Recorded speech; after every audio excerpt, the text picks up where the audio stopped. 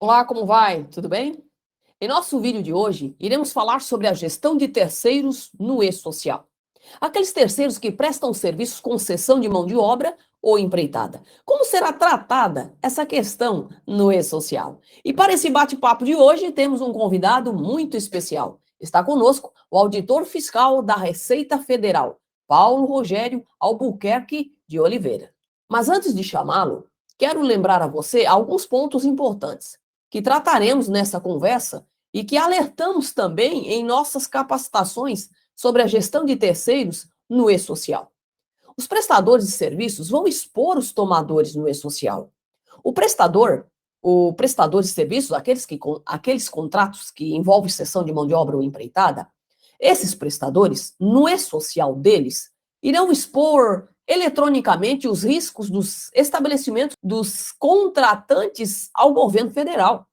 Irão expor também ao governo federal se utilizam ou não EPCs, que são os equipamentos de proteção coletiva, EPIs, que são os equipamentos de proteção individual, em cada função que executam nos serviços do tomador. E vão expor também quais são os CAs, que são os certificados de aprovação utilizados desses equipamentos de proteção individual. Vão expor ao governo também quais trabalhadores estão alocados na obra ou nos serviços pelo tomador indicado e em qual lotação tributária estão cada um deles. Pessoal, o e-social sabe quem presta serviços a quem e em quais situações de riscos prestam esses serviços. Vamos chamar então nosso convidado de hoje, o auditor fiscal da Receita Federal do Brasil e professor Paulo Rogério Albuquerque de Oliveira. Tudo bem, professor? Bem-vindo. Paulo Rogério Albuquerque de Oliveira, minha amiga Regina Kuntz. Que legal estar aqui contigo. Que posso ajudar, minha irmã? Obrigada, professor, por ter aceito o nosso convite de estar conosco hoje aqui. Professor, a nossa conversa de hoje será sobre a gestão de terceiros no e-social. Aqueles terceiros que prestam serviço com cessão de mão de obra ou empreitada. Isso para órgãos públicos ou empresas privadas. E, professor, por que o contratante deve fazer a gestão dos prestadores de serviços? Por que o contratante deve fazer gestão dos prestadores de serviço? Eu vou deixar essa pergunta aqui no nosso cabeçalho aqui em suspenso, porque eu preciso falar, Regina, sobre o SPED, Sistema Público de Escrituração Digital. O Brasil adotou, a partir de 2007, um sistema público de escrituração digital, no qual há vários módulos, desde a nota fiscal, desde o romaneiro de transporte, né, o conhecimento de transporte, as notas fiscais eletrônicas de serviço, de mercadoria, e as escriturações fiscais digital, escrituração fiscal de contribuições. E entraram agora os irmãos gêmeos, né? O FD Reinf e o E-Social, captando, portanto, os últimos fatos administrativos, contábeis, a serem consolidados no âmbito do sistema público de escrituração digital.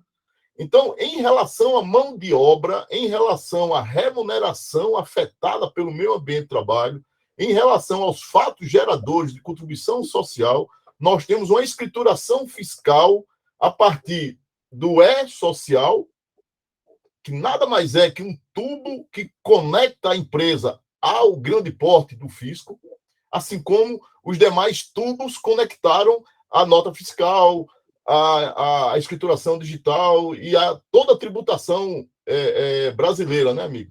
Todos os tributos hoje, Regina, são escriturados nos livros próprios eletrônicos, no âmbito do SPED. Não é legal isso? O que nós fizemos foi introduzir nesse grande sistema de escrituração a escrituração fiscal digital do meio ambiente do trabalho. Olha que lindo. Para quê? Para que o trabalhador, destinatário final dessas informações, tenha a menor burocracia possível perante o Estado, para reconhecimento de direitos. Então, qual é a razão de ser desses dois módulos que foram conectados agora no sistema público de escrituração digital? É o reconhecimento automático de direitos a partir da escrituração dos fatos administrativos, contábeis, trabalhistas, previdenciários, fiscais. Olha a grandeza da coisa. de forma que a Regina, ao comparecer no balcão do INSS, ela tenha seus direitos sendo avisados a ela um ano antes. Dona Regina, daqui a um ano compareça que você vai completar seu tempo. Por quê? Porque a informação já foi colocada a tempo e a hora a partir desses módulos. Perfeito, professor. Então, assim, qual é a razão de ser disso tudo? Pessoal, muito importante a gente saber o porquê das coisas, né? Por que o contratante tem que gerir, blá, blá, blá, blá, blá, blá. Antes disso, por que existe tudo isso? Por que existe tudo isso? Para que a trabalhadora Regina não sofra mais, muito mais, ou não sofra nada. Então, no sistema atual, sem digitalização, sem escrituração, sem se esse patrimônio previdenciário sendo informado antes, a Regina tem que informar depois, trazendo um monte de papel dentro de uma sacolinha. Eu trabalhei em tal empresa, está aqui minha carteira, está aqui meu pagamento, recibo avulso, está aqui minha prestadora, está aqui um monte de papel. E no final das contas, o que acontecia e acontece? A Regina sofre muito e não tem um benefício reconhecido. E o tomador de serviços tem parte nessa fiscalização, né? Então, existe um grande sistema, o Sistema Público de Escrituração Digital, que em relação aos fatos geradores, os fatos administrativos relacionados à remuneração, relacionados ao meio ambiente do trabalho, relacionados à saúde do trabalhador, essas informações são enviadas mensalmente para o Sistema Público de Escrituração Digital, que é conectado por vários tubos, e um desses tubos é chamado E-Social. O outro, FD-REINF. E esses tubos se conectam e consolidam informação contábil pela DCTF Web. Caramba, é muita sigla, né? Então, E-Social raciocina em remuneração, em visão empregador, visão empregado, remuneração. FD-REINF raciocina com transação comercial entre CNPJs. DCTF Web raciocina como um consolidador de débitos e créditos de tributos federais que gera guia e produz as compensações e restituições. Uma consolidação. Esses três caras, né, os dois, FD-REINF e o E-Social, alimentando mensalmente a DCTF Web, produz uma consolidação, tudo automático, tudo eletrônico, tudo em ambiente de escrituração digital, fiscalizável, auditável, circularizável, com toda a segurança de certificação digital, com banco de dados íntegros, com backups, com toda a validação de layout, com toda a validação de registros. Importantíssimo a parte que você falou sobre a consolidação de informações entre tomador e prestador de serviços, que será tudo automático, tudo eletrônico, tudo em ambiente de escrituração digital, fiscalizável, auditável e circularizável. E o tomador de serviços precisa entender sobre os bastidores dessas informações para saber como fazer a gestão de terceiros mensal, né? Conforme rege esse ambiente de escrituração digital e social. O sistema é muito bonito, minha amiga. Eu fico empolgado falando dele, porque eu participei desse processo lá atrás e a gente tem um certo orgulho de ter colocado para o povo brasileiro uma condição efetiva de reconhecimento de direitos. Então, o nosso tomador de serviço é aquele que lança a mão de uma empresa intermediária que intermedia a prestação de serviço entre o trabalhador e aquele que, no final das contas, é o contratante final. É aquele que intermediou. É o chamado tomador, correto? Essas informações continuam, entre o empregado e o tomador, continuam sendo informadas no E-Social. A novidade, que nasceu em 1998, e eu fico bastante saudoso, que eu também participei desse processo, a novidade foi que a GFIP, lá em 98, por força da Lei 9.528, de 97, a GFIP obriga que as empresas informem o CNPJ do tomador. Então, já em 98, já se sabe quem são os prestadores, que são os empregadores diretos desse empregado, é que tem a responsabilidade tributária, trabalhista, fiscal, previdenciária, é o empregador, chamado aqui de prestador de serviço, e lá na GFIP já se informava o tomador. Com a evolução do ordenamento jurídico, nós chegamos na retenção, por força da Lei 9.711, desse mesmo ano, que trouxe a figura da retenção, que é um instituto jurídico da substituição tributária. Então, a importância para o tomador, Regina, ela vem crescendo exatamente por conta desse arroxo, esse torniquete fiscal que está sendo amarrado na cabeça do tomador de serviço, porque o tomador de serviço ele assume um papel de fiscalizador a partir do momento que ele escapa do polo passivo da relação jurídico-tributária. Em outras palavras, ele escapa da solidariedade passiva. Então, a moeda de troca para ele escapar da solidariedade é fazer a retenção. E aí nós criamos... Pessoal, eu estou fazendo uma historinha para chegar na pergunta da Regina, né? Estou fazendo uma historinha para contar... Ó, já existe isso na GFIP. Nós temos a figura da retenção, que é uma substituição tributária, onde o responsável solidário some. Coisa que não acontece com a empreitada global, onde o tomador continua sendo o responsável solidário. O que é solidário? É aquele que é atacado ao bel prazer do fisco. O fisco vai escolher o patrimônio daquele solidário, que pode ser o devedor principal ou o devedor solidário. Mas ambos são devedores. Com a figura da retenção, essa solidariedade morre e fica apenas o devedor prestador de serviço, que tem a oportunidade de fazer o contraditório na Receita Federal e dizer o seguinte, ó, teve um excesso aqui de retenção nessa fatura, porque neste mês, por exemplo, eu só tive materiais e equipamentos. 1%, 2% aqui foi mão de obra. 98% aqui foi material e equipamento. E aí ele se restitui. E foi criado um conta corrente entre o prestador e o fisco, relacionando todos os tomadores daquele mês. Porque o prestador oferece várias mãos de obra, né, espalhadas para vários tomadores, né, assim? Então, o E-Social segue essa mesma regra. O E-Social, o FDRINF, na verdade, aprimoraram essa regra, trouxeram mais elementos, mais informações, e há agora um fechamento de quais são os trabalhadores que prestam serviço aqui, prestador, qual remuneração, quais são os códigos, quais são os ambientes, quais são as informações biológicas, babá. Tudo isso está no E-Social. Dizendo, ó, o meu tomador é esse.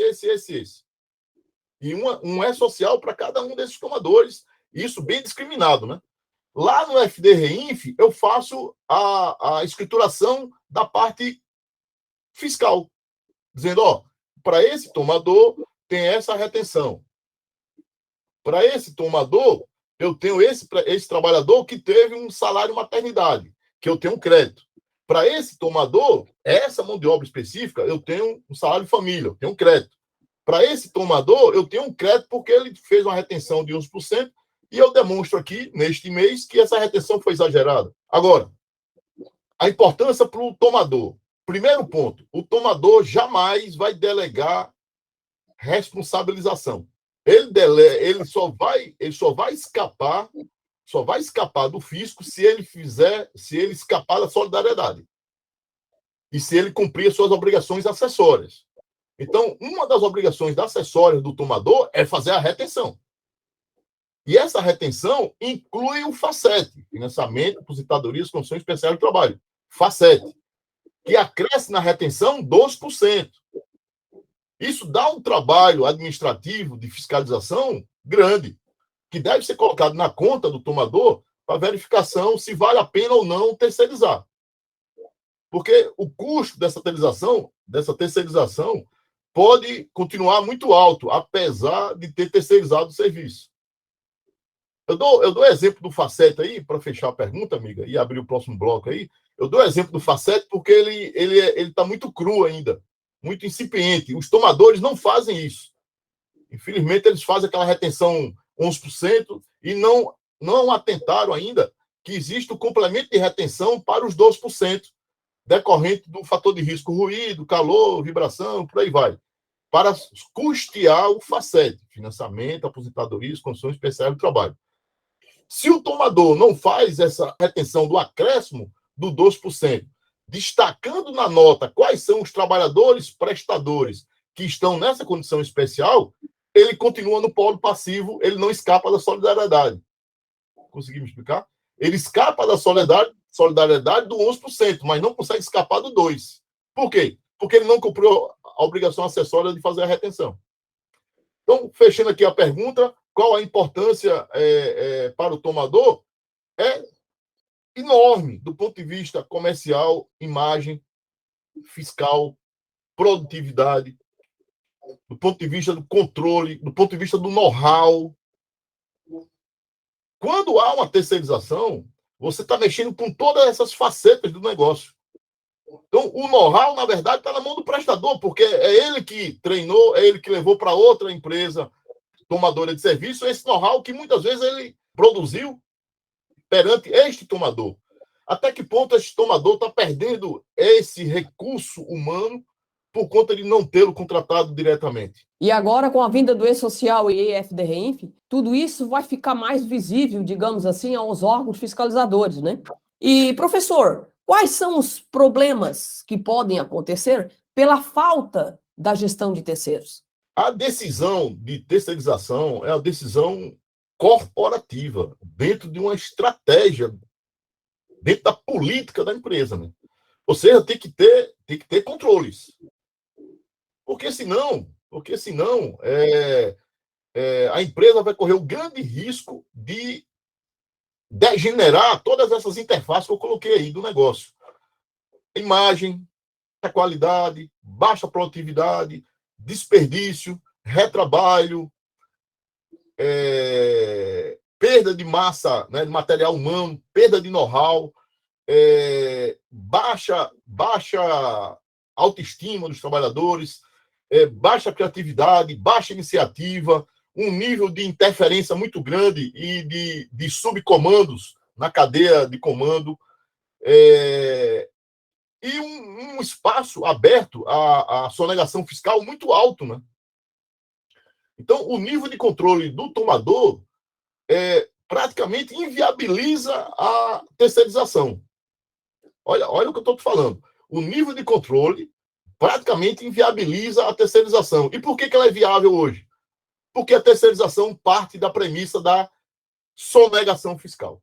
O prestador só consegue colocar o preço para o tomador fechar negócio porque ele embutiu no preço o risco de sonegar. E para esse risco de sonegação por parte do prestador não transbordar para o tomador tem que controlar. Então, lá no contrato de prestação de serviço, tem lá um anexo dizendo, eu quero verificar o recolhimento do FGTS, quero verificar o pagamento das rescisões, quero verificar as rubricas, quero verificar... Quero. Está tudo isso escrito no contrato, mas nada disso é gerido. Exatamente, professor. Geralmente, fica só no contrato, né?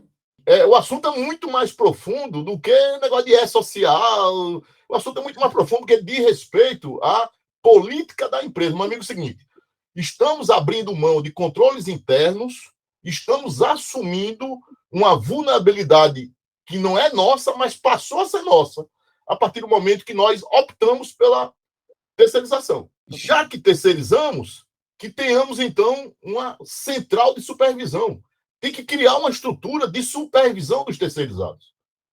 E criar uma estrutura com uma fluidez muito, muito alta. Gente, olha o que o professor está falando. Precisa ser criado uma estrutura de supervisão dos terceirizados com uma fluidez muito alta. E tudo isso deve estar, obviamente, em cláusulas contratuais e fazer com que essa fiscalização mensal, de fato, funcione, né, professor? Em outras palavras, percebeu que o prestador está dando sinal ali de titubeio, travou fatura, meu amigo, travou fatura. Você tem 10 dias para comparecer aqui, trazendo todas as informações, porque a minha central de supervisão já percebeu um risco aqui que você está sonegando. Se você não colocou isso no preço, o problema é teu. Agora, o meu contrato tem que ser cumprido. E aí eu posso exercer o poder disciplinar do tomador com cláusulas punitivas, cláusulas de advertência, cláusulas de suspensão, cláusulas de retenção, e aí sim eu faço a retenção com força, retenção de faturas, inclusive suspensão de fatura. E no limite, Regina, rescisão unilateral por inadimplemento contratual. E nós abordamos em nossas capacitações sobre gestão de terceiros no e-social quais são as informações referentes ao tomador que o prestador de serviços irá enviar no e-social dele. Nós analisamos como e quais informações são enviadas pelo prestador, o passo a passo sobre cada obrigação. O que nós temos, pessoal, é uma inércia por parte do tomador. O tomador opta pela terceirização e larga a mão. Resumindo, é isso. Ó, se der bronca aqui, eu contrato o escritório da Regina, lá na frente ela corrige aqui, tal, faz um acordo acolá, tal. Mas, no final das contas, quando você pega a planilha de despesa, custo e tudo mais, a visão dos diretores, dos tomadores de serviço, essa visão aritmética do final da tabela, sabe? Quanto eu gastaria, quanto eu gastei, isso é prolabore. Isso aqui é resultado da minha gestão, é prolabore, então eu tenho a minha participação aqui nesse resultado. Professor, o prestador de serviços irá enviar informações a respeito do tomador de serviços no e-social dele, né? Sim, ué. Vai informar. Vai informar quem é o meu tomador para estes trabalhadores. Quais são os fatores de riscos que os meus trabalhadores lá estão subordinados. Referente às exposições no local de trabalho do tomador. Ou o local que o tomador tenha estabelecido, que pode ser outro local que não o próprio, né? Basicamente, essas informações elas serão fechadas em uma malha, chamada malha grossa. Só depois vai para a malha fina. Então, os primeiros batimentos, pessoal, são grosseiros. Entendeu? São grosseiríssimos. Assim, ó, como é que esse prestador está apontando para o CNPJ tomador e no FDRINF, o CNPJ tomador não tem a retenção? Como é que o prestador informou esse CNPJ ou não informou o CNPJ e o contrário? Lá no FDRINF tem o prestador como prestador, com a retenção feita. Então, esse batimento grosso, ele já dá ali uma primeira peneirada, né, que a gente chama de primeira pescaria. Você joga a tarrafa, vem muito pneu, lata, caranguejo, mas vem peixe também, né? Por quê? Porque as empresas que estão despreparadas, né, ou não se prepararam da forma correta, caem nessa primeira malha grossa. Agora, aprofundando a malha, aí você já tem as filigranas, né? Já tem o requinte do batimento, né? Então, lá no prestador, não é social do prestador, informando que para aquele tomador tem um fator de risco ruído, lá no FDRINF não houve o acréscimo de retenção por parte do tomador. Então, bate a informação do CNPJ, bate a informação do NIT, agora do CPF, remuneração, bate tudo. Todavia, ele não fez a retenção do acréscimo do 12%, porque no social do prestador está dizendo que a prestação de serviço acontece de forma ruidosa. E se acontece de forma ruidosa, sem olhar mais nada, o contratante tem que fazer a retenção dos 2%, de acréscimo aos 11%. E jogar para o prestador o ônus, o estresse, perante a Receita Federal, de que esse ruído não ultrapassou o limite de tolerância. Percebe? Então, para o tomador, é uma situação muito confortável, porque a lei favoreceu muito o tomador. Retenha, meu amigo. Retenha que você escapa do polo passivo. E se você está na dúvida da retenção, aí que você deve reter mesmo. Aí que você deve reter mesmo. Você está na dúvida, sinal que você não vai conseguir explicar lá na frente se você cair como solidário. Meu amigo, faça a retenção, velho. Joga o estresse para o prestador. Você contratou o serviço para não ter estresse. Então, faça a retenção, meta a faca na fatura do cara, 13%, com ruído, calor. Você não quer saber de ruído, calor, nada disso. Você tá saco cheio, né? TCAT, PPP, blá, blá, blá. Meu amigo, não quero saber nada disso não, Regina. Eu quero que você vá lá na Receita e se explique para o cara da Receita. Exatamente, professor. Os tomadores de serviços precisam saber que o prestador vai alocar os trabalhadores que prestam serviços no referido tomador, dentro do e-social do prestador e em cada lotação tributária do tomador. Em nossa capacitação, nós temos uma aula onde falamos só sobre isso e como o tomador deve proceder na fiscalização mensal. E ao tomador compete essa fiscalização mensal por prestador, né, professor? Para analisar se tudo está conforme as exigências do e-social. O prestador vai fazer o e-social por trabalhador. E para este trabalhador vai dizer quem é o tomador daquele mês. Então, Por assim, pessoa.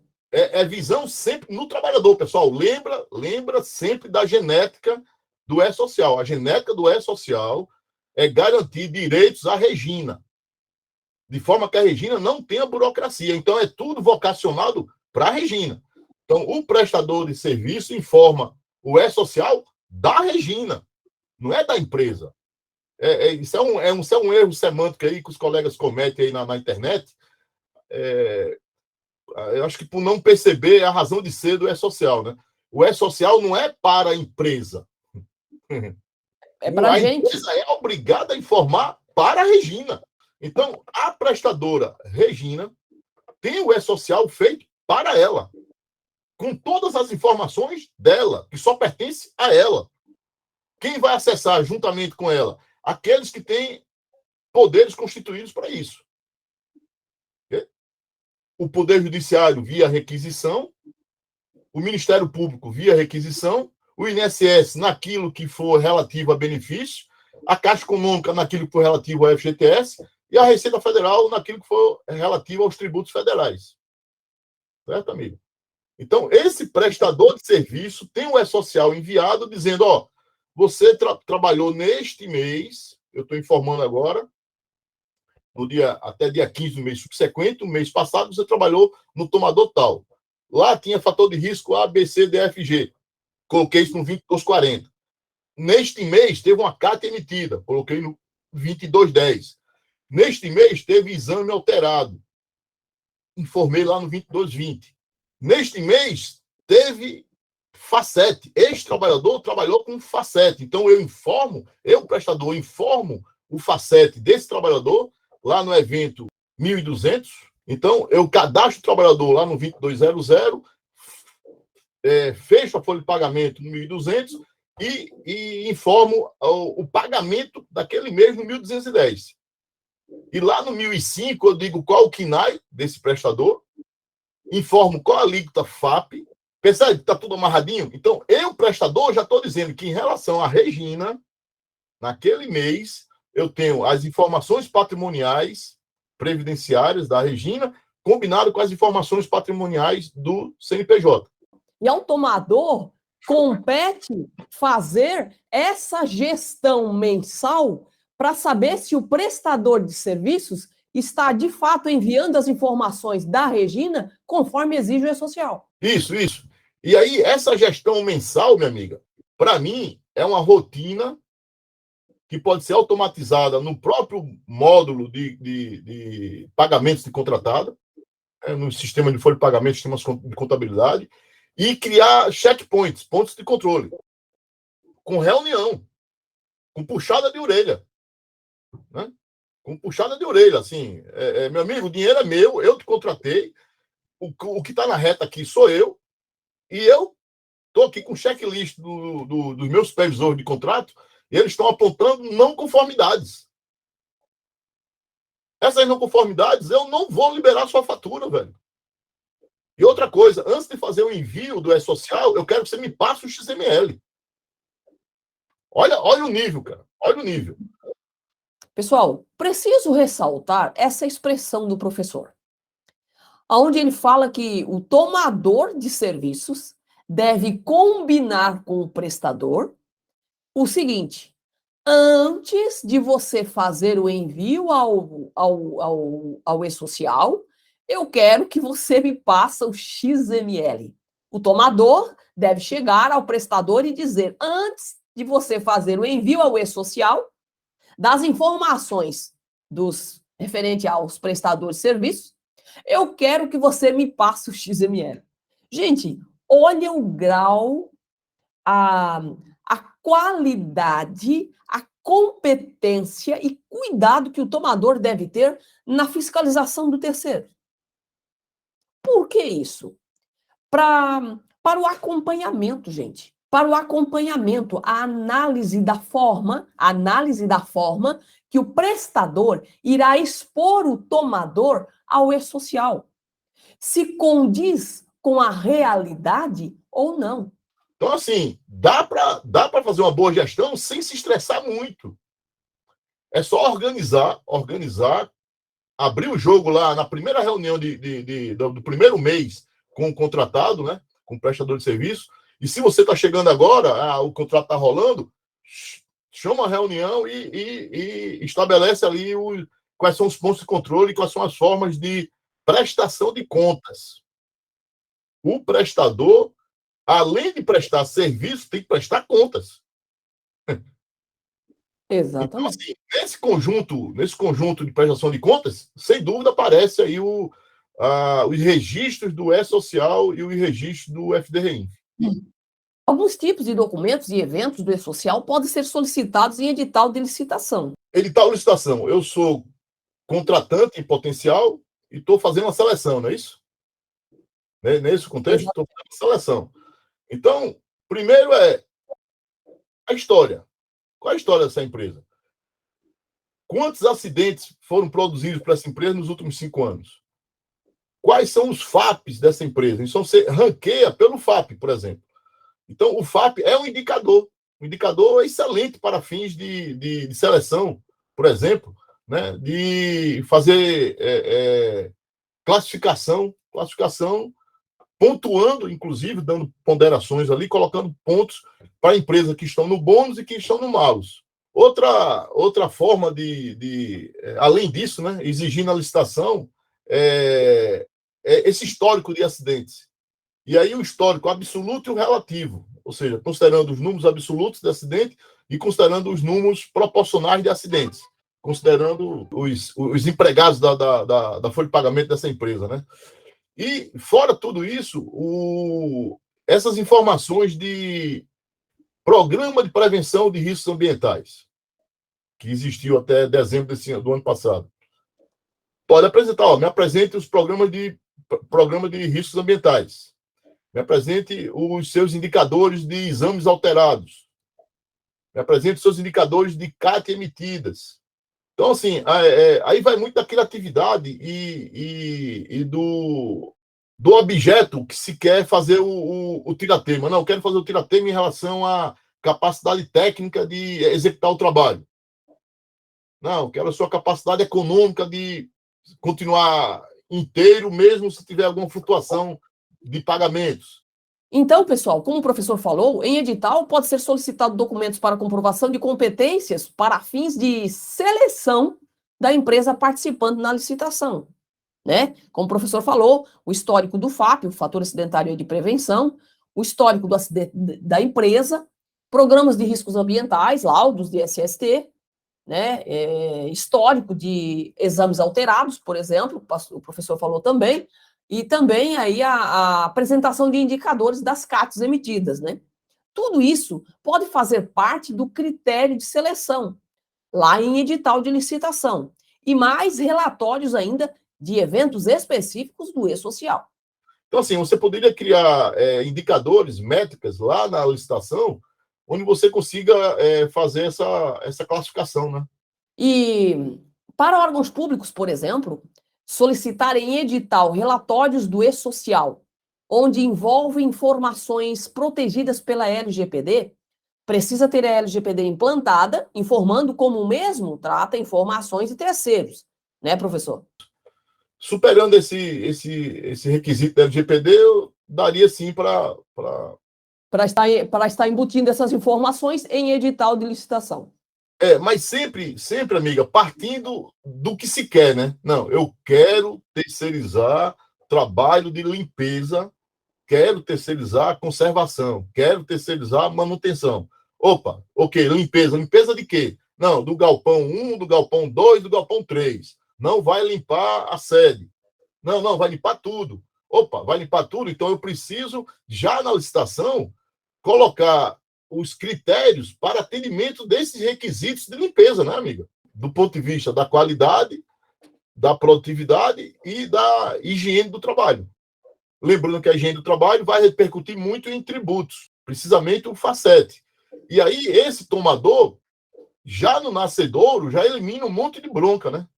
Porque ele já Exatamente. fez a seleção e já trouxe os menos vulneráveis aí, né? Os prestadores menos vulneráveis a esses problemas, né? Professor, nós costumamos dizer em nossas capacitações sobre gestão de terceiros que o tomador de serviços, ele terceiriza serviços, mas não pode terceirizar os riscos associados a esses serviços. Perfeito, perfeito. Os riscos são sempre de responsabilidades do tomador. No final das contas, nós temos uma prestação de serviço que vai agregar valor ao produto vendido por aquele que toma o serviço. Pela própria contabilidade de custo, isso se explica, né? Então, o custo embutido no CPV, no CMV, custo mercadoria vendido, custo produto vendido, considera o custo de produção, que embute o custo de terceirização. E no lucro que a empresa tem, já há dedução desse custo. Portanto, quem aproveita economicamente essa terceirização é aquele que deve responder pelos seus riscos. Pessoal, lembram que quem já participou do nosso curso sabe que nós falamos que o E-Social e a EFDRENF expõem quem presta serviços a quem e em qual situação de riscos, por exemplo, prestam esses serviços. E mostramos no passo a passo a forma que o prestador expõe o tomador e como o tomador deve fiscalizar cada prestador. Não tem como fugir disso, pessoal. O E-Social vai possibilitar evidenciação dos maus prestadores, dos bons prestadores e dos maus contratantes e bons contratantes. Exatamente. Porque você pode ter um excelente prestador e um péssimo contratante. Então, estamos falando de mudanças aí em relação à gestão de terceiros, devido à vinda do E-Social e também da EFDRENF, né, professor? A mudança no arroz do torniquete, entendeu? A GFIP, a contabilidade como ela está hoje, ela já consegue extrair esses resultados de quem é bom, quem é ruim, quem sonega, quem é... Enfim. Só que o E-Social, o FDRINF, cria uma dificuldade gigante de caixa 2. É impossível agora calçar nota. Como é que eu vou calçar a nota do carbono se não tem mais papel, carbono? Então, assim, meu amigo, cadê a nota? Ah, não, é com ou sem nota. Não, isso aqui eu vou colocar, isso aqui não vou colocar. Assim, então, essa facilidade de desvio, ela tende a zero exatamente por conta dos controles, que são múltiplos, em várias camadas e em vários níveis, né? E indo e voltando, né? Porque o contratante ruim termina sendo pressionado pelo bom prestador, o prestador ruim termina sendo pressionado pelo bom contratante. Esse círculo é um círculo virtuoso, porque todo mundo ganha com isso, porque no final das contas diminui o nível geral de sonegação e os preços passam a representar os preços corretos, né? E não os dumpings sociais que a gente verifica na aplicação de preços, exatamente por considerar a sonegação como uma competição, uma vantagem competitiva, né? Para quem já conhece o nosso trabalho sobre a gestão de terceiros no E-Social, sabe que temos uma aula exclusiva no nosso curso onde analisamos sobre como se darão os cruzamentos de informações e legislações nos eventos do E-Social. Professor, há possibilidade de multas automáticas por inconsistências entre lançamentos e legislações enviadas ao E-Social? Desde 2014, 2015, a Receita Federal trabalha com cartinhas de amor. Carta de amor. Então, Então, é tudo automático, amigo. Então, você caiu na malha, essa malha grossa, depois cai na malha fina, o ECAC, que é o domicílio tributário eletrônico, recebe a cartinha de amor dizendo, ó, apareceu um bicho aqui, eu não sei se é macaco, se é peixe, se é ave, que danado é isso aqui. Cara, chega aqui e te explica. Outra coisa, se você comparecer agora, nesse procedimento que eu estou abrindo a janela para você, você não terá as multas punitivas, terá as multas de mora, mas as punitivas não. E você não terá os acréscimos legais decorrentes exatamente da ação de ofício. Notificação de ofício. Autuação de ofício, desculpa. Aquela autuação em que a irregularidade já foi oficiada pela Receita Federal. Né? Então, sim, a resposta é sim, porque agora nós temos grande condição, e eu estou dizendo isso, pessoal, porque você entra no FAPE, você digita aí depois, Regina, FAPE, Fiscalização de Alta Performance, Receita Federal. Então, lá já existe o planejamento e a quantidade, vocês vão ver, são milhões de CNPJs que são notificados e aberta a janela de autorregularização espontânea. Né? Autorregularização, né, já é espontânea na redundância, né? Mas autorregularização sem o crivo do fisco. Então, você vai lá na UE Social, a Regina faz a consultoria para a empresa, para o órgão público, e diz, ó, estamos diante aqui de uma irregularidade, recebemos aqui uma cartinha de amor apontando tal irregularidade, e na condição de consultora, eu sugiro que a gente retifique a GFIP do ano tal, do mês tal, ajuste aqui, vai gerar um pagamento, uma diferença, mas essa diferença vai sair muito menor do que se a gente não aproveitar a janela e cair na multa de ofício. Como a malha fina ela está sendo calibrada com a entrada desses novos eventos, os órgãos públicos, por exemplo, já vão receber a malha fina pronta, porque as fases anteriores propiciaram que a Receita Federal fizesse a malha grossa, a malha fina, e tenha o seu algoritmo de batimentos, certo, Regina? Exatamente, professor. O nosso prefeito, o nosso presidente da Câmara, o presidente da Assembleia, o governador, eles vão ter elementos positivos e negativos com tudo isso. Positivos, vão fazer palanque dizendo, ó, prestando serviço, estou aqui dizendo aqui ao meu povo de que agora o servidor público está controlado, registrado, informado. A Regina, servidora, não vai sofrer lá no balcão do INSS ou da autarquia estatal, previdenciária ou municipal. Então, ele faz o discurso, entendeu, Regina? Ele diz, ó, chega para o sindicato dos servidores, ó, prefeito algum se preocupou com o servidor. Eu estou aqui como presidente do sindicato, contratei a Regina como consultora, a gente foi lá, fez um redesenho da folha de pagamento, trouxemos os laudos de insalubridade, laudo de periculosidade, laudo do LTCAT, fizemos PPP, contratamos aqui uma clínica especializada em medicina, engenharia, bababá. Percebe o discurso? Por outro lado, você tem um efeito negativo, que é, não tendo isso, caindo na malha, você prende a CND, certidão negativa de débitos. Você tem arrolamento de bens. Então, você tem um monte de consequências, né, que fazem valer a pena fazer uma boa gestão. Exatamente, professor.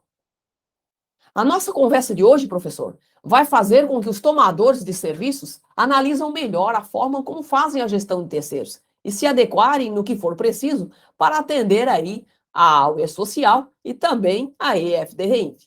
Pessoal, perante isso, o que os fiscais de contratos de empresas privadas ou órgãos públicos precisam saber? Precisam saber, gente, fazer o mapeamento dos prestadores de serviços. Aqueles prestadores de serviços, concessão de mão de obra ou empreitada, como que tipo de informações levantar nesse mapeamento, quais informações devem estar nesse mapeamento.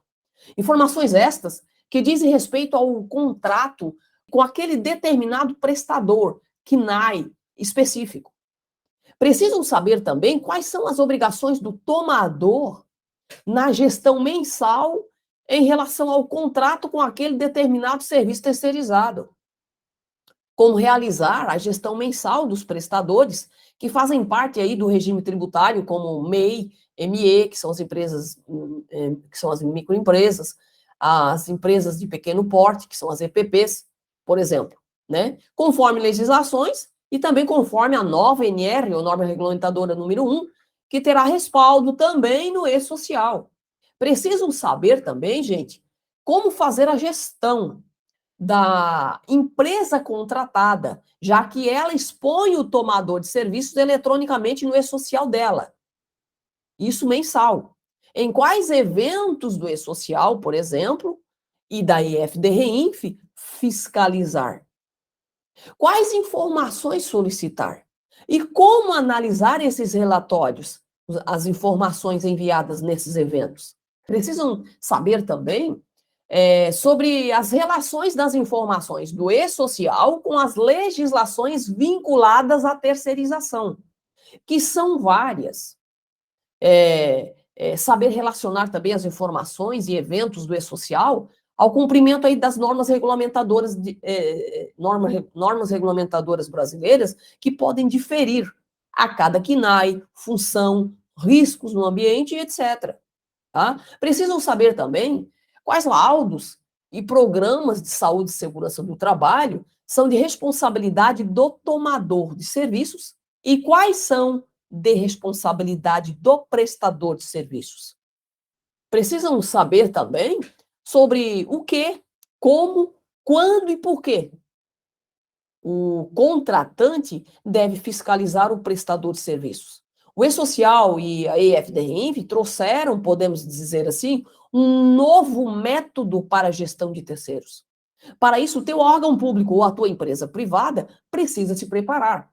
Em nosso treinamento e assessoria que temos sobre a gestão de terceiros no E-Social, abordamos assuntos como fazer a gestão e um mapeamento de empresas terceirizadas. Qual o método que o E-Social trouxe para a gestão de terceiros? Abordamos também a gestão de validade dos documentos de prestadores. Quais informações referentes ao tomador de serviços são enviadas ao E-Social pelo prestador e que devem ser feita a gestão pelo tomador?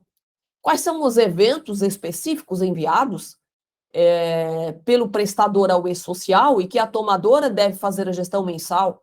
São eventos específicos, não são todos os eventos, né?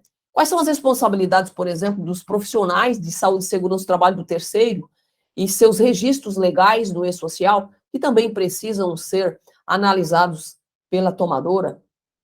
E também, quais são as responsabilidades dos tomadores de serviços em relação a programas e laudos de saúde e segurança do trabalho? Quais informações de SST são de responsabilidades do tomador de serviços em relação aos seus serviços terceirizados?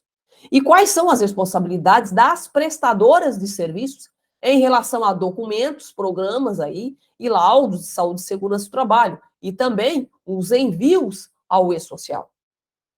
Quais documentos deverão ser solicitados de empresas prestadoras de serviço também, como MEI, EBA e EPP, como falamos, e as suas particularidades aí nas legislações específicas de cada um, né? Abordamos também quais as relações do E-Social com a lei de licitação, né? Com a gestão de terceiros. Quais documentos podem ser solicitados em editais de licitação? Quais eventos do E-Social podem ser solicitados em edital de licitação, relatórios de eventos, né? E mais, quais são e como se darão os cruzamentos eletrônicos e informações do tomador e prestador de serviços no E-Social e na EFD-REINF. Sobre isso, temos uma capacitação, temos suporte e assessoria mensal para o teu órgão público ou empresa privada. Diagnosticamos a realidade, entregamos a rotina que cada tomador deve ter com cada prestador de serviços mensal, alinhados aí ao E-Social e ao EFD-REINF, gente. Isso, claro, no que diz respeito aí à gestão de documentos físicos e também eletrônicos. Enfim, te ajudamos a realizar a implantação da gestão de terceiros na tua empresa ou órgão público, conforme a social e a IFDRF.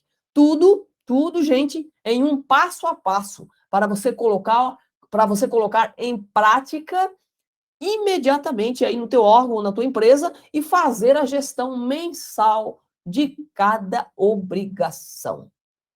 Professor, é sua a palavra. Pessoal, eu tenho um PR Trilhas, amiga Regina, e eu tomo a liberdade de falar a respeito aqui, porque eu sou muito demandado de ex-alunos, de colegas, de consultores, de empresas de consultoria, exatamente por onde eu encontro essas maluquices do Paulo Rogério. Assim, porque, assim, são coisas muito minhas, sabe, Regina? Assim, não é que eu sou bom, eu sou tal, eu sou isso, aquilo. Não, é porque a vida me proporcionou uma mistura de conhecimentos, de experiências, que não tem como eu não colocar isso para a sociedade de forma organizada, entendeu? Assim, é muito privilégio que eu tive na vida para ficar só para mim, entendeu? Então, eu montei uma coisa chamada PR Trilhas. O nome já sugere, né? São as trilhas que o Paulo Rogério percorreu para hoje estar nesse nível de discussão com vocês aqui. O PR Trilhas é formado por 12 PROCAPs, Programa de Capacitação e Aperfeiçoamento Profissional. Esses PROCAPs, 12, formam um ano de especialização. E você, obviamente, pode comprar um ou outro ou comprar todos.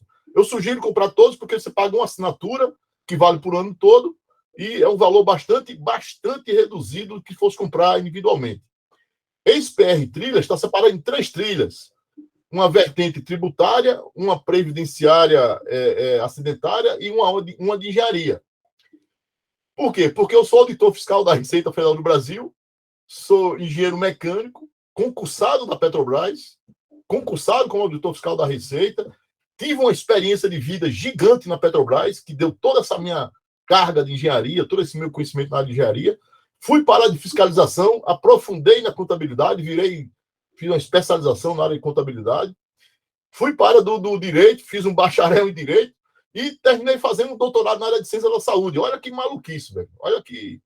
Então, assim, eu termino operando esses conhecimentos, do conhecimento da ciência jurídica, ciência da saúde, ciência exata e ciências contábeis. E tudo isso foi colocado nessas PR Trilhas, entende? Nessa experiência minha aí. Então, é uma forma que eu tenho de agradecer a Regina aqui, fazendo essa minha propaganda, eu fico meio constrangido, mas eu preciso dizer a vocês que quem tiver interesse, a Regina pode ajudar depois aí, passar o link da bio aí, os meus contatos e como vocês podem acessar todo esse conhecimento, né? Eu tenho 4 livros, sou autor do FAP, do NTEP, na tese de doutorado, fiz um pós-doutoramento trazendo a atualização dessa criatura chamada NTEP, né? E sou coordenador do curso de Engenharia e Segurança do Trabalho. Eu sou professor contratado, carteira assinada pela Unip. Sou coordenador do curso de Engenharia e Segurança do Trabalho da Unip e sou auditor fiscal da Receita Federal do Brasil, cedido ao Conselho de Recursos da Previdência Social. Então, hoje eu sou conselheiro, julgo os processos relacionados às contendas com o INSS em relação ao meio ambiente de trabalho. Muito obrigado pela participação, pela oportunidade, viu, Regina? Estou muito feliz. Conta comigo, amiga. E também idealizador do PPP, o nosso famoso perfil profissiográfico previdenciário. E idealizador dos eventos de saúde e segurança do trabalho no E-Social. Aí foi, sabe aqueles ventos da natureza que sopram? Eu estava lá, governo, SPED, fiscal, engenheiro, experiência de Petrobras, engenheiro mecânico, tal, engenheiro de segurança do trabalho. Não, quem é que mexe com essa área aqui? Só tinha eu, minha amiga. Então, quem vai fazer os eventos? Não, chama o Paulo aí que ele já entende essas coisas mesmo aí, já fiscaliza. Os eventos, SST, amiga, foram criados, né, em Excel. Só, vamos fazer aqui tabela tal, 20 tal, assim. Até os números, a gente foi pensando nos números ali, né, de forma que sempre pensando no empregador, sabe? Meu amigo, como é que facilita a vida do cara? Ele hoje tem que fazer quantos documentos para dizer a mesma coisa? E como eu tenho experiência de campo de fiscalização na área de ambiente de trabalho, facilitou muito essa construção, essa experiência, sabe? Gente, as redes de comunicação do professor, que também estão na descrição deste vídeo, são o Instagram do professor, Professor Paulo Rogério, o LinkedIn do professor é Paulo Rogério de Albuquerque. E o site do professor é lp.domeneeducacional.com. Siga o professor, gente, nas redes sociais, porque os conteúdos por ele postados são transformadores. Muito obrigada, professor, pela participação aqui conosco. Fique com Deus. Estou com dúvida? Entre em contato conosco. Inclusive, podemos estar fazendo uma apresentação online gratuita e sem compromisso aí para o teu órgão público ou empresa privada sobre os assuntos que comentamos aqui, tá? Confira nossos contatos e estão aqui também na descrição deste vídeo. Um abraço, fiquem com Deus e até o próximo vídeo.